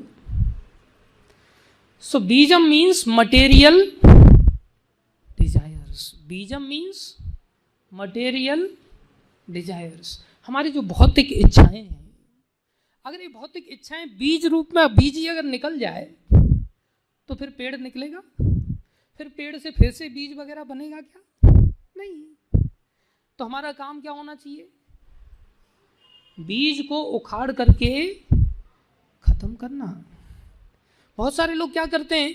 पाप कर्म कर बैठते हैं जिसका परिणाम दुख है, और जब दुख आने वाला होता तो चलो प्रायश्चित कर लो। क्या कर लो? प्रायश्चित कर लो। तो कुछ प्रायश्चित ऐसे होते हैं जिनको करने से आपका वो फल हो सकता है आपको ना मिले। वो फल हो सकता है आपको, वो ऐसा ही है जैसे कोई पेड़ उगा, आपने उसको ग्राउंड लेवल पर काट दिया उस प्रायश्चित के बल से, लेकिन थोड़े ही समय में जड़ उसकी खत्म नहीं होने के कारण वहां से वो अंकुर देने लगेगा। इसलिए प्राय संसार में लोग पाप कर्म करते हैं और उनको प्रायश्चित करते हैं, या जेल जाना पड़ता है या डंडे खा लेते हैं, अब आगे से नहीं करूंगा। थोड़े ही समय बाद फिर से धीरे धीरे वही इच्छा जागृत हो जाती है, क्योंकि उनका बीज अभी उखड़ा नहीं था। So by policing only you cannot restrict all these problems. आप जबरदस्ती डंडे के बल से किसी को, आप बीज को नष्ट नहीं कर सकते। ये ऐसे ही होगा जैसे हाथी गया स्नान करने के लिए और हाथी ने सूंड में पानी भर के फुहारे से बहुत अच्छी तरह से स्नान किया, और जैसे ही बाहर निकला उसकी आदत होती है मिट्टी खींचता है उसी सूंड में, और फिर पाउडर की तरह मिट्टी को घुरक लेता है, ऊपर छिड़क देता है, फिर वो और ज़्यादा बड़ा कीचड़ बन जाता है। फिर व्यक्ति क्या सोचता है? अरे अब तो जेल जाके आ गए, इस गलती से पकड़े गए थे, अब चलो फिर अच्छी तरह से अब फिर से चोरी करते हैं। उसका समाधान नहीं होता। वो हाथी स्नान की तरह संसारी प्रायश्चित, संसारी यज्ञ आदि, संसारी व्रत आदि माने जाते हैं, वो बीज को कभी खत्म नहीं कर पाते। Go ahead. Just like an elephant covers himself with the dirt again after a bath. Go. But tree of sinful reaction can be destroyed by any process, can not be destroyed by any process of atonement. ये किसी प्रायश्चित के द्वारा हमारा जो पापों का वृक्ष है ये कभी खत्म होने वाला नहीं है। इसका एक ही उपचार है, roots of material desires can be destroyed only by devotional service. ये केवल भगवान की भक्ति में ही वो सामर्थ्य है जो हमारे सारे पापों का अंत कर सकती है। इसलिए भक्ति का पहला लक्षण क्या है? क्लेश अग्नि, ये समस्त क्लेशों का नाश करने वाली है। Go ahead. अजामिल था। अजामिल एक ब्राह्मण पिता का बालक था, बड़ा आज्ञाकारी था और रोज भगवान की सेवा करता था। उसने एक वेश्या को मात्र किसी विषयी पुरुष के साथ भोग करते हुए देखा। देखने मात्र से वो आकर्षित हो गया, घर में चोरी चपाटी आदि करने लग गया। पूरी तरह से सारे उसके जितने भी श्लोक आदि थे सब के सब उसके नष्ट हो गए, कोई चीज़ वो याद नहीं रख पाया।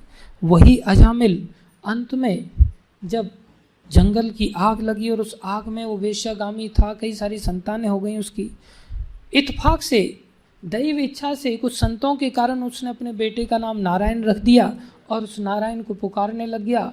नारायण को पुकारने के कारण अंतिम समय में विष्णु दूत आ गए, जब यमदूत उसको लेने के लिए पहुंचे। Go ahead.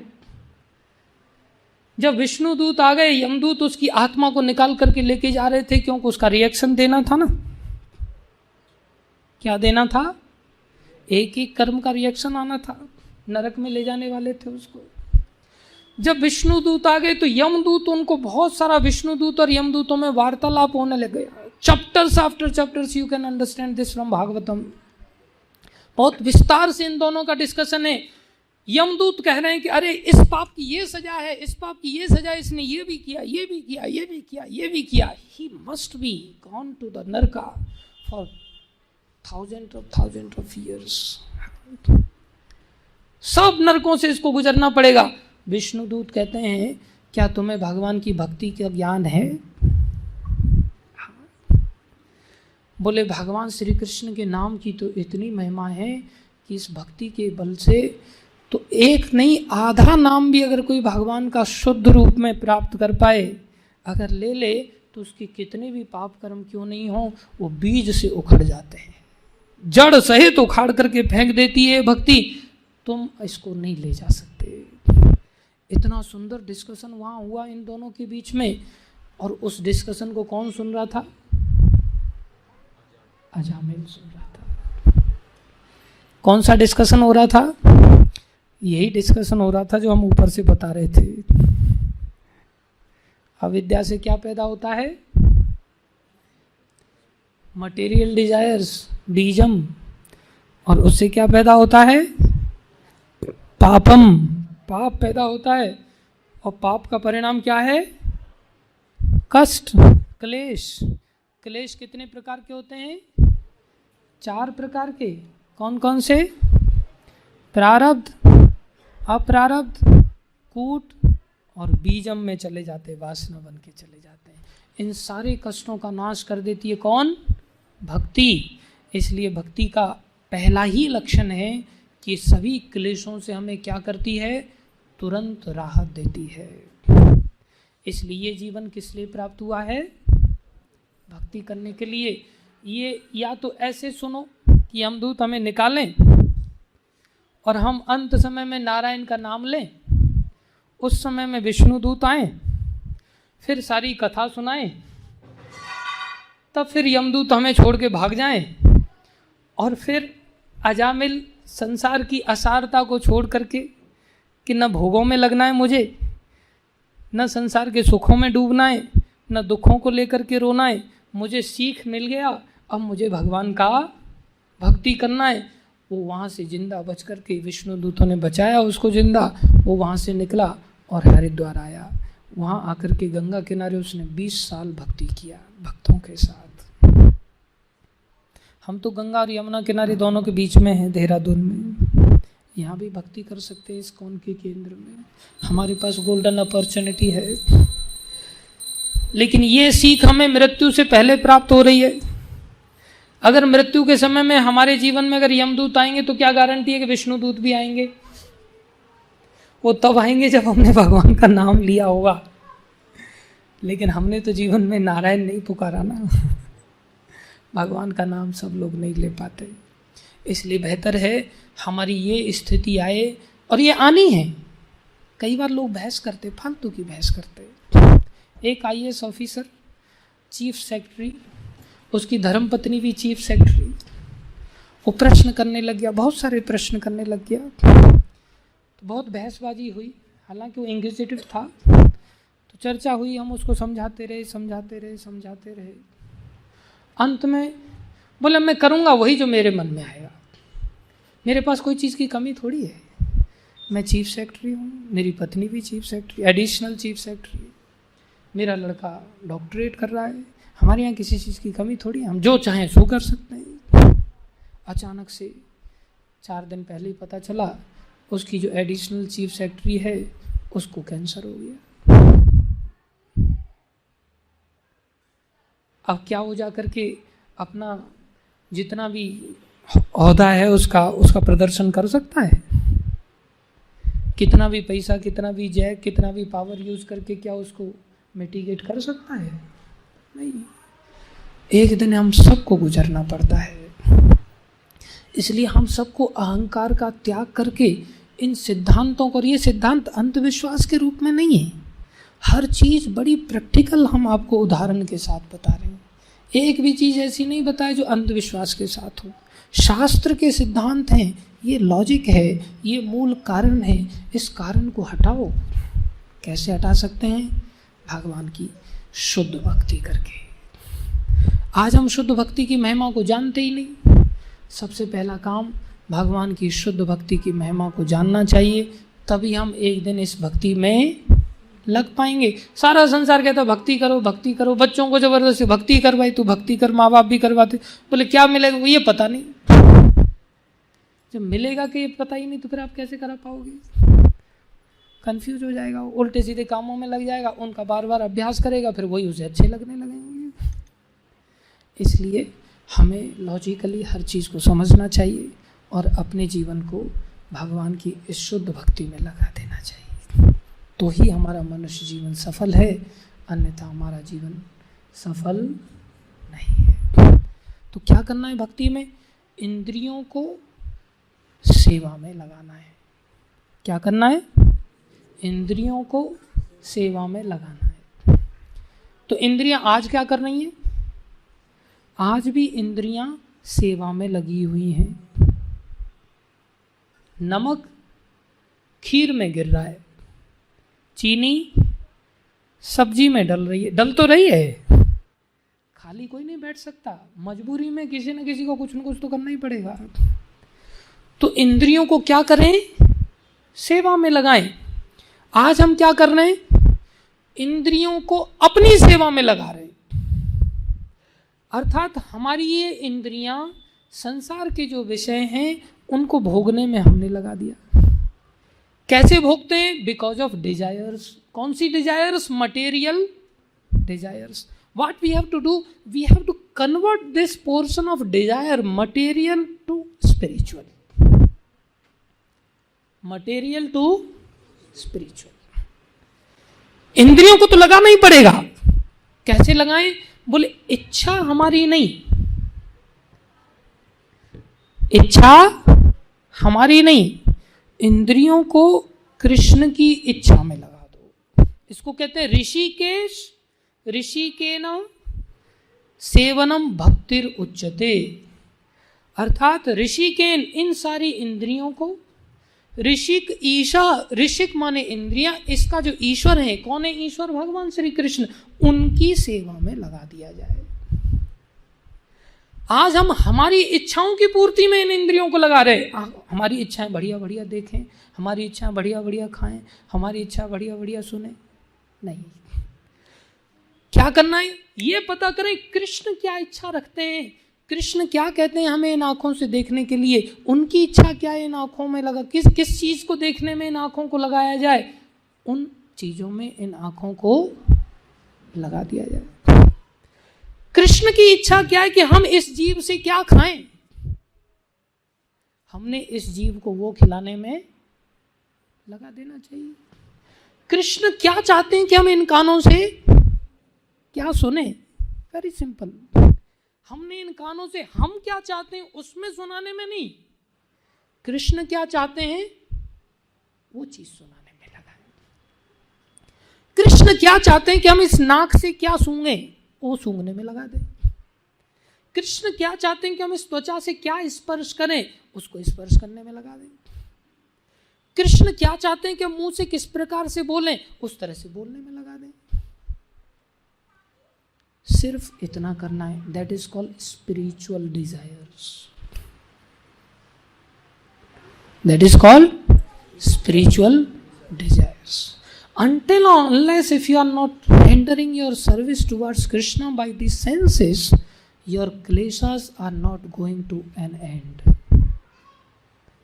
वो वृक्ष आपके क्लेशों का बढ़ता चला जाएगा, बढ़ता चला जाएगा, बढ़ता चला जाएगा। ये साइंस है, ये नहीं हाँ मैं आपको 5 किलो लड्डू चढ़ा दूंगा, हे हनुमान जी मुझे बस इस पेड़ पे चढ़ तो गया मैं, बस नीचे उतरवा दो कैसे ही, नीचे देखने में तो बहुत डर लग रहा है, फिसल गया तो सीधी हड्डी पसली एक होने वाली है, 5 किलो लड्डू आपको जरूर चढ़ जाएंगे, आप उतरवा दो बस। आधे उतर के आ गए, हनुमान जी देखो आधा तो मैं उतर के आ ही गया, अब थोड़ा 2.5 किलो में एडजस्ट कर लो, आधा ही बचा है। और जैसे ही नीचे उतर के आ गए, हनुमान जी बहुत ज़्यादा तो आपने कुछ किया नहीं, देखो 1 लड्डू फिर भी मैं मेरी दया से चढ़ा दूंगा आपको। ये सब भक्ति नहीं है। हम लोगों को लगता है यही भक्ति है, ये भक्ति के सिद्धांत नहीं है, ये भक्ति का कंसेप्ट ही नहीं है, ये तो रिश्वतखोरी है, ये तो बनियागिरी है, ये भक्ति नहीं है। इससे हमारे क्लेशों का अंत होने वाला नहीं, एटर्नली अंत नहीं होने वाला है। हो सकता है तो छोटा मोटा कष्ट आपका खत्म हो जाए, लेकिन हमें शाश्वत रूप से क्लेशों का अंत करना है तो भक्ति की इस महिमा को समझना है और समझ करके अपना क्लेशों का अंत करा लेना है। ऐसे भक्ति के 6 लक्षण हैं, 6 महिमा हैं, जिसमें से हमने मात्र एक चीज़ को आपको क्लियर किया, ऐसी 5 अन्य चीज़ भी हैं। आने वाली क्लासेस में आप आते रहिए, अन्य 5 चीज़ों को भी आपको एक्सप्लेन करेंगे। इसके लिए और भी उदाहरण हैं, उन उदाहरणों को आज हमने विस्तार से नहीं लिया समय के अभाव को ध्यान में रखते हुए, इसलिए सार रूप में ऐसा समझ के जाओ कि कृष्ण जो चाहें हमें वो करना है। कृष्ण क्या चाहते हैं वो भगवद गीता में लिखा हुआ है, every person must have Bhagavad Gita with him. हर व्यक्ति छोटे से लेकर बड़े तक हर व्यक्ति के पास एक भगवद गीता होना चाहिए, उस भगवद गीता को पढ़ना चाहिए, नहीं समझ में आए आकर के पूछना चाहिए, समझना चाहिए, तब पता चलेगा कृष्ण हमसे चाहते क्या है। कृष्ण चाहते हैं भाई आप जो कुछ भी भोग बनाओ किचन में उसे मेरे को भोग लगा दो और मेरे को भोग लगा के फिर तुम खा लो। और हम क्या चाहते हैं, मैं बनाने में 4 घंटा लगाऊंगा लेकिन भोग लगाने के लिए 5 मिनट का पेशेंस नहीं मेरे पास, क्योंकि वो मेरी चाहत के लिए है ना, इसलिए 5 मिनट निकालना भारी पड़ जाता है। इसलिए हम कहे तू भोग लगा दे, तू भोग लगा दे, तू भोग लगा दे, बोले वो भक्ति नहीं। इसलिए हम सबको भगवान की चाहत को समझना है और भक्तों के साथ रहना है, जिससे भक्त लोगों के जीवन में हम देख सकें कि भक्त लोगों का जीवन कैसा होता है, वो किस प्रकार से जीते हैं। ठीक है, संदेश है भक्ति करनी है, तभी अंत होगा। न पैसे कमाने से अंत होगा, न पूजा लाभ प्रतिष्ठा पाने से अंत होगा, न कोई पोस्ट पोजीशन पाने से अंत होगा। इन समस्याओं का किसी का कोई अंत नहीं कर सकता, केवल भक्ति से ही अंत हो सकता है। आपके लिए सुनहरा अवसर है, आप इसको अंगीकार करें। भक्ति भगवान की कर ले, भक्ति भगवान की कर, भक्ति श्री कृष्ण की कर ले, भक्ति श्री खजाना नाम से भर ले, खजाना नाम से भर ले, किसी की भी सेवा की अगर शुरुआत करनी है तो हमें उस व्यक्ति को जानना पड़ेगा, और किसी को अगर जानना है तो सबसे पहले तो उसके नाम से ही तो पता करना पड़ेगा इसका नाम क्या है। फिर उसका नाम गुनगुनाते रहो तो उसके साथ नाता जुड़ जाएगा। तो भगवान का नाम से हमारी भक्ति की शुरुआत हो जाएगी। इसलिए कहा खजाना नाम से भर ले, खजाना नाम से भक्ति भगवान की कर ले, भक्ति भक्ति श्री कृष्ण की कर ले, भक्ति भगवान की कर ले, भक्ति भगवान। हरे कृष्ण कृष्ण कृष्ण हरे हरे, हरे राम राम राम हरे हरे, हरे कृष्ण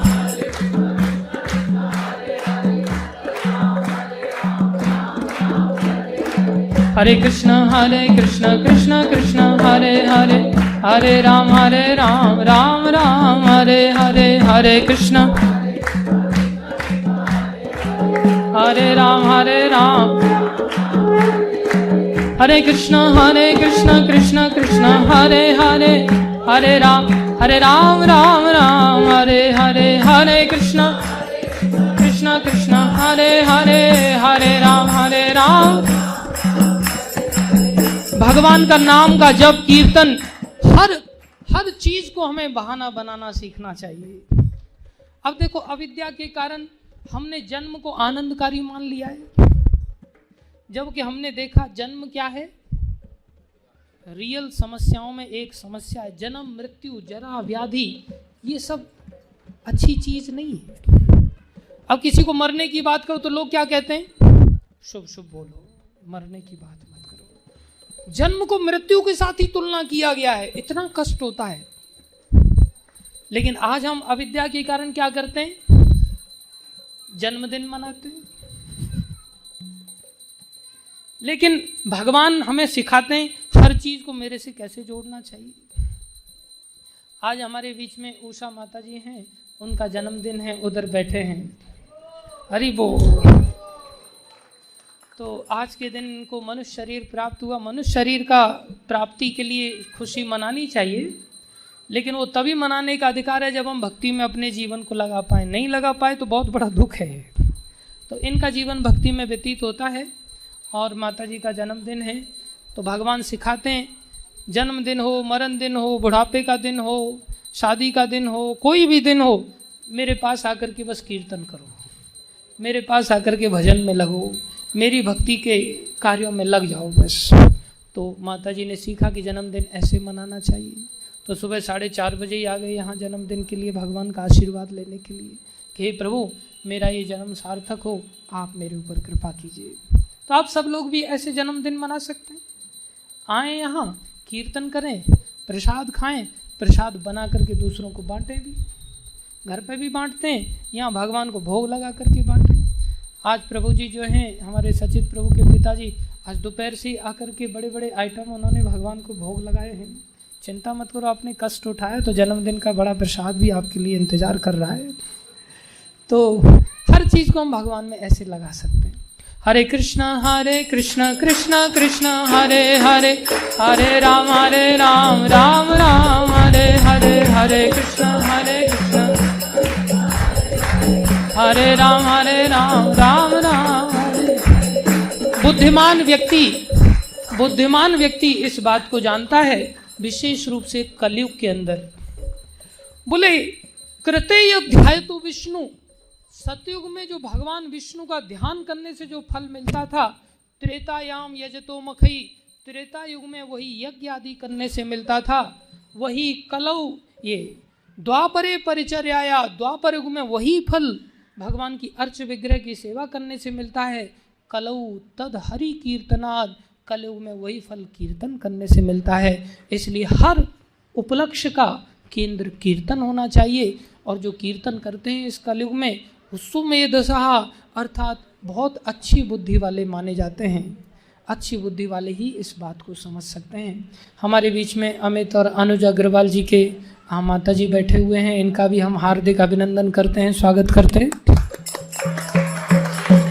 तो माता जी, हम पहले वहाँ रहते थे तो माता जी का भी जन्मदिन हमने भक्तों के बीच में ही मनाया था, तो इन्होंने भी जन्मदिन का अवसर का पूरा लाभ उठाया। और ये माता जी और वो माता जी दोनों सहेलियाँ भी हैं और फैमिली रिलेशंस भी हैं इनके, तो इनका पूरा परिवार ही आया है। और भी कुछ गणमान्य लोग पधारे हैं जो जन्मदिन के उपलक्ष्य में पधारे हैं या भक्ति सीखने के उपलक्ष्य में पधारे हैं। कैसे भी करके सही, कोई बहाने से ही सही, अगर हमें भक्ति सीखने को मिल जाए तो ये हमारे लिए सबसे बड़ा वरदान है। इसको हमें अपने जीवन में धारण करना चाहिए और सफल बनाना चाहिए। इन्हीं शब्दों के साथ हम आपका धन्यवाद करते हैं। हरे कृष्ण। कोई प्रश्न है तो पूछ सकता है। जो चीज़ नहीं समझ में आई हो। यस डॉक्टर अभय प्रभु।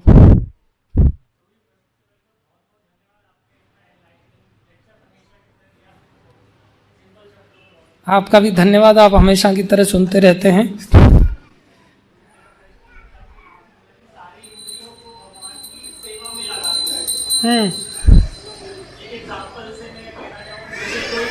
स्कूल जाने वाला है, कॉलेज जाने वाला कोई विद्यार्थी है, तो क्या वो अपनी सब्जेक्ट की पुस्तक पढ़ के भगवान की सेवा कर सकता है या कर रहा है या नहीं कर रहा है? हाँ, बहुत अच्छा प्रश्न किया इन्होंने। स्कूल जाने वाला विद्यार्थी या स्कूल पास आउट हो करके या वो भगवान की सेवा कर रहा है, कर सकता है, नहीं कर सकता है, कैसे समझा जाए। देखो, वैसे तो किसी से छुपा नहीं है, आजकल भोले भाले बच्चे स्कूलों में जाकर के बदमाश बन करके बाहर आते हैं। कितने माता पिता आकर के हमारे पास आकर के सर फोड़ते हैं, हमारा बच्चा पहले भोला भाला सीधा साधा था, अब सिगरेट फूंक करके धुआं ऐसे छोड़ता है कि छल्ला बन के आकाश में उड़े। हम तो परेशान आ गए उस बच्चे से। पहले तो थोड़ा बहुत सुन लेता था, अब तो बिल्कुल ही नहीं सुनता, पूरा 9-2-11 हो गया है। तो स्कूल में जाने वाला विद्यार्थी माँ बाप की भी सेवा नहीं कर पा रहा है आजकल, तो भगवान की सेवा क्या करेगा। लेकिन फिर भी अगर उसको बचपन से ही उसका एटीट्यूड अगर भक्तों की संगति से थोड़ा निर्माण कर दिया जाए और फिर उसको स्कूल में अगर जाना पड़े तो स्कूल में जाने पर भी वो भगवान की सेवा कर सकता है। जैसे जब हम भक्ति मार्ग में आए तब हम कॉलेज में पढ़ते थे, तो हमने सोचा छोड़ो यार इस फालतू के ज्ञान को, यहाँ तो आदमी गधा बनता है। तो हमारे गुरुजी ने कहा नहीं, छोड़ना नहीं है, आप इसको पढ़ो। तो हमने कहा कि इसको पढ़ने से लाभ क्या होगा। बोले आप हायर एजुकेशन जब ले लोगे तो आप हायर एजुकेटेड लोगों को समझा पाओगे।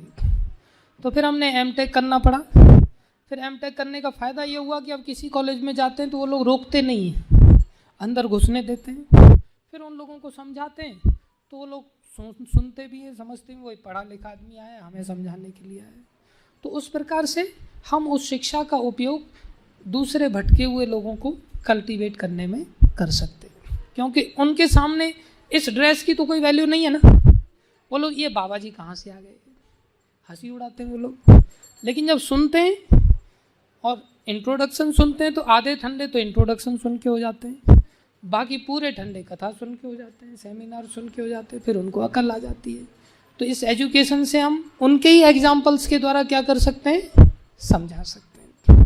तो इस तरह से हम शिक्षा का उपयोग कर सकते हैं। दूसरा, हम शिक्षित हो जाएं, शिक्षा होने के बाद कहीं नौकरी चाकरी करते हैं, उस नौकरी चाकरी के द्वारा भी भगवान की सेवा कर सकते हैं। अब गृहस्थ जीवन में भी जाकर के उसका मर्यादित अंश भगवान की सेवा में प्रचार प्रसार में लगा सकते हैं, उस प्रकार से भी सेवा कर सकते हैं। तो कोई व्यक्ति चाहे तो सेवा तो किसी भी स्तर से कर सकता है। ठीक है, बेस्ट सेवा है पढ़ने लिखने के बाद हमारे जैसे बन जाओ, ऐसे ज़्यादा सेवा कर सकते हैं। नहीं बन सकते तो फिर दूसरी तरह से सेवा कर सकते। Thank you. और कोई प्रश्न है किसी का? यस अधीरा।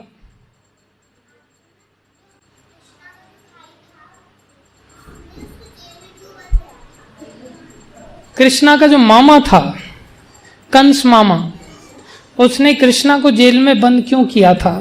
कृष्णा को जेल में इसलिए बंद किया था क्यों? हाँ, अच्छा, दुर्योधन किसकी बात कर रहे हो, कंस मामा की या किसकी बात कर रहे हो? कंस मामा की। तो जो कंस था उसने कृष्ण को इसलिए बंद किया था जेल में, उसके माता पिता को, क्योंकि उसको ये पता चला था कि ये कृष्णा मुझे पैदा होते ही मार डालेगा। तो मरता क्या न करता। उसको ये पता नहीं था कि मेरे कर्मों से मैं मारा जाऊंगा, मैं गलत काम करता हूं इसलिए कृष्ण मुझे मारेंगे, है कि नहीं। अब जैसे मान लो कोई बालक बदमाशी करे और उसको पता चले अब मुझे पिताजी मारने वाले, तो उसने क्या किया, पिताजी का दरवाजा ही बाहर से लॉक कर दिया, पिताजी उठ के ही नहीं आएंगे। तो उसको ऐसा करना अच्छी बात है क्या? तो उसको क्या करना चाहिए था, उस बच्चे को बदमाशी नहीं करनी चाहिए थी, पहले ही गलती नहीं करनी चाहिए थी। एक तो गलती की, ऊपर से दरवाजा और बंद कर दिया। ऐसे ही कंस ने क्या किया, पहले तो गलती की, उल्टे काम किए, ऊपर से अब भगवान तो दंड देंगे, उसने सोचा भगवान को मैं लॉक लगा देता हूं। तो पिताजी को उसने बाहर से लॉक लगा दिया, पिताजी ने मम्मी को फोन लगाया, मम्मी ने दरवाजा खोल दिया और उसकी धुनाई की।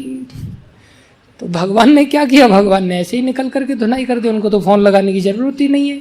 तो कृष्णा ने तो ऐसे ही दरवाजे तोड़ दिए और कंस मामा का चूरन बना दिया। ठीक है, अधीरा। यस प्रभु जी।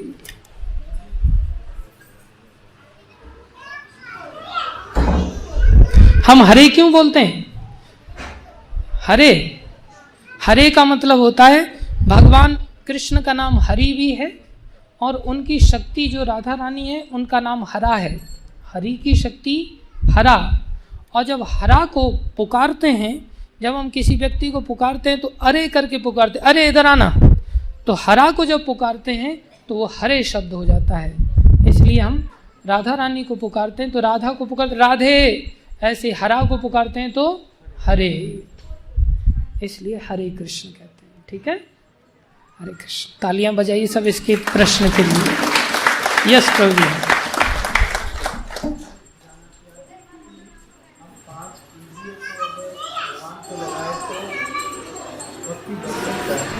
हम पिछले लेक्चर में कुछ लेक्चर पहले तो इंद्रिया को कंट्रोल करता है ना, तो यहाँ पे ये भी देखेंगे कि हम जब इंद्रिया को हम भगवान को भी लगा रहे हैं तो कभी कभार हम तो भौतिक जगत में रहते हैं, तो ज़्यादातर हम 10 घंटे कॉलेज में पढ़ाया, फिर जब कॉलेज में तो एंगेज हो गए उसी काम में, फिर आए तो फिर घर में एंगेज हो गए। जब अपना कर्म होता है हम कर रहे हैं, मतलब जो 5 चीज़ है उसको भी कर रहे हैं, मगर ये देखते हैं बीच बीच में कि जब जब किया जाता है या कुछ चलता रहता है तो फिर भी ये मन जो होता है वो चलता रहता है। तो हम होते तो हाथ चलता रहता है मगर वो मन है वो चलता रहता है, जो कि यहाँ पे नहीं लगता।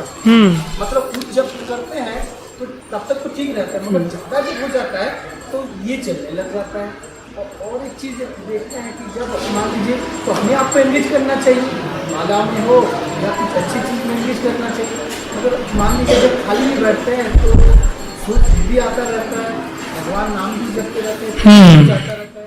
जब सोने जाते हैं तो सोचते हैं कि हम क्या करना चाहिए, कि ऐसे तो हम सो गए तो आँख तो नहीं लगने वाला है, तो उस वक्त भी जब हम आँख बंद करते तब भी सो जाने लगता है, तो उस वक्त क्या करना चाहिए? अच्छा प्रश्न है। हाँ, इनका प्रश्न है कि हमारी इंद्रियों को भगवान की सेवा में लगाना चाहिए, इसी को भक्ति कहते हैं, लेकिन इंद्रियां तो हमारे वश में होती नहीं, इंद्रियां मन के द्वारा नियंत्रित होती हैं और मन भगवान में नहीं लगेगा तो इंद्रियां कैसे लग पाएंगी। तो मन को कैसे लगाया जाए? मन तो हम कई बार नाम जपते हैं तो भी भटक जाता है, सोते समय भटकता रहता है और अन्य चीज़ों को करते समय भी भटकता रहता है। तो इसका समाधान क्या है? एक्चुअली में अभी हमने एक चीज़ बताया और ये चीज़ इसलिए बताया कि ऐसे प्रश्न उठने चाहिए। तो आप HOD हैं अपने डिपार्टमेंट के, इसलिए आप ऐसे प्रश्न उठा पा रहे हैं, इनके लिए तालियां बजाते हैं हम अच्छे प्रश्न के लिए। तो इसका और कंसेप्ट है आगे चल करके सीखने के लिए कि जो इंद्रियां हैं ये घोड़े की तरह हैं रथ में। किसकी तरह हैं? घोड़े की तरह। और जो मन है वो लगाम की तरह है। किसकी तरह है? लगाम की तरह।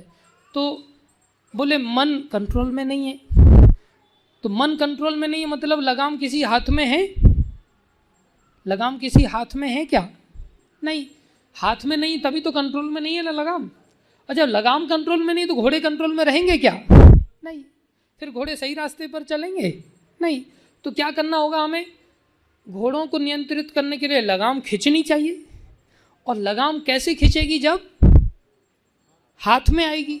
तो किस हाथ में आना चाहिए? उसको कहते हैं बुद्धि। उसको क्या कहते हैं? बुद्धि। और बुद्धि के पीछे जो पैसेंजर है उसको कहते हैं आत्मा, जो हम हैं। हमारी बुद्धि लगाम, मन रूपी लगाम को जब पकड़ के खींचेगी तो इंद्रियां हमारी घोड़े के रूप में नियंत्रित हो जाएंगे और जिधर चाहेंगे हम उधर चला पाएंगे। तो उसके लिए बुद्धि अर्थात जो ड्राइवर है, जो लगाम पकड़ने वाला है, अगर उसके हाथों में ताकत नहीं तो लगाम खींच पाएगा? नहीं। तो क्या करना पड़ेगा? उसके हाथों में ताकत आनी चाहिए। तो बुद्धि सशक्त होनी चाहिए। क्या होना चाहिए? बुद्धि सशक्त होनी चाहिए। बुद्धि कैसे सशक्त होती है? जब हम ज्ञान श्रवण करते हैं। जब हम क्या सुनते हैं? ज्ञान। बुद्धि की खुराक क्या है? ज्ञान।